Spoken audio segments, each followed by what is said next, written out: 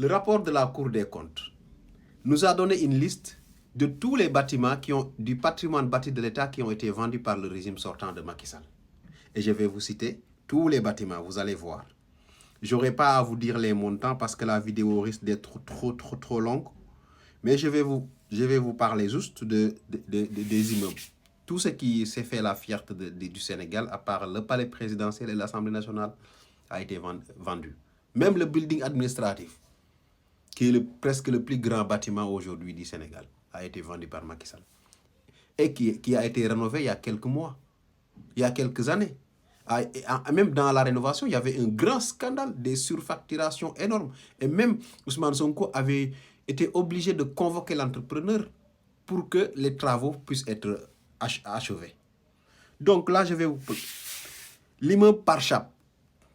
L'immeuble Parchap, Dakar Plateau. Rue Parchap, angle rue Salva. Vendu. Immeuble d'âge, ministère des Finances et du Budget. Bloc Calmette. Vendu.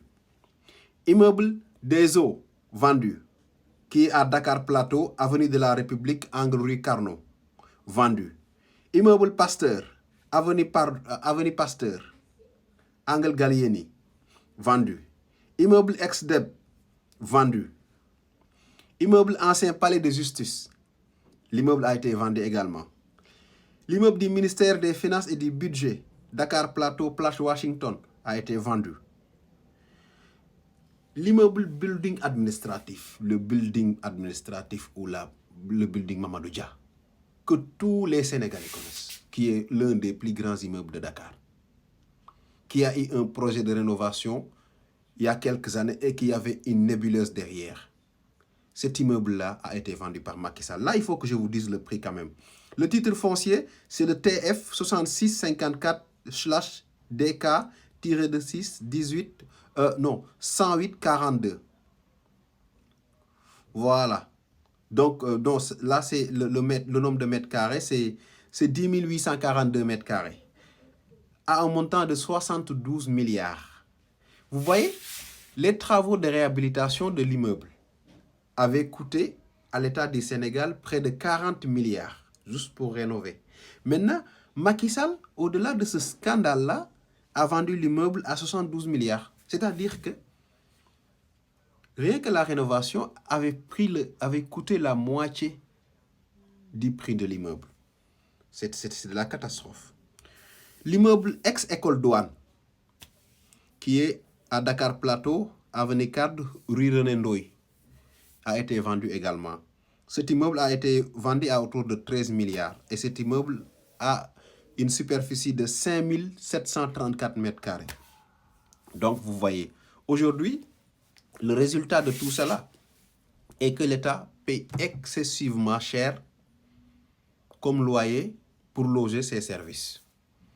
Et ce qui est pire dans cette affaire-là, c'est que les immeubles n'ont pas été vendus à des prix normaux. Donc, il y a un grand scandale derrière cette affaire-là, où si l'immeuble doit être vendu à 40 millions, vous négociez, vous voyez votre porte, vous faites un deal jusqu'à ce que l'immeuble vous soit cédé à 30 ou à 20 millions. C'est ça exactement qui a eu lieu ici. Et dans certains immeubles, comment ils faisaient même, quand ils savaient qu'ils ne peuvent pas vendre, parce qu'il y a des lois qui les empêchent de pouvoir le faire, une transaction normale, ils étaient obligés de démolir l'immeuble et maintenant de vendre le terrain nu. Et il y a une autre chose qui est grave dans cette affaire-là. Tous ces immeubles, tout ce patrimoine bâti qui a été cédé, vendu, est totalement illégal. Parce que toutes ces transactions-là doivent passer par l'Assemblée nationale. Et aucune de ces transactions n'est passée par l'Assemblée nationale. Donc, ce qui veut dire qu'aujourd'hui, l'État du Sénégal peut bel et bien récupérer ces immeubles-là. Parce que c'est de la grande corruption qui a été mise en place. Et souvent, c'est des potes qui ont négocié entre eux pour récupérer ces immeubles-là à des prix dérisoires. Parfois même, le prix du terrain est plus cher que le prix de l'immeuble. Vous voyez, c'est ça le régime de Macky Sall. Ça, ce n'est que le début. J'arrive avec la version Wolof.